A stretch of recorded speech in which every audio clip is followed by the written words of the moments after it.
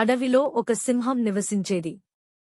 అది వేటాడి వేటాడి విసిగిపోయింది. అది అన్ని జంతువులను పిలిచి, ప్రతిరోజు మీలో ఒకరు నా ఆహారంగా మీకుగా రావాలి అని ఆజ్ఞాపించింది. అన్ని జంతువులు ఈ ఆజ్ఞను పాటించడం ప్రారంభించాయి. ఒకసారి కుందేలు వంతు వచ్చింది. కుందేలు చాలా విచారంగా ఉంది.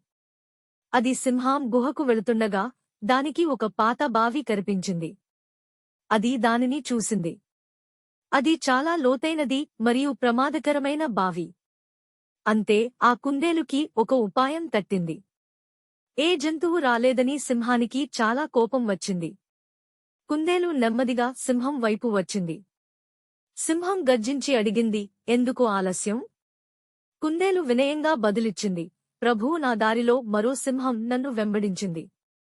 నా ప్రాణాన్ని నీకు ఇవ్వడానికి నేను చాలా కష్టపడి తప్పించుకుని బయటపడ్డాను. సింహం కుందేలు మాటలకి సంతోషించింది.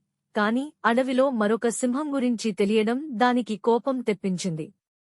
సింహం గర్జించి అడిగింది, అతను ఎక్కడ నివసిస్తున్నాడో తెలుసా? కుందేలు, తెలుసు ప్రభూ, దయచేసి నాతో రండి అని సమాధానం ఇచ్చింది. కుందేలు సింహాన్ని పాత బావి వద్దకు తీసుకువెళ్ళింది. అది, ప్రభూ, ఆ సింహం ఈ బావిలో నివసిస్తుంది అన్నది.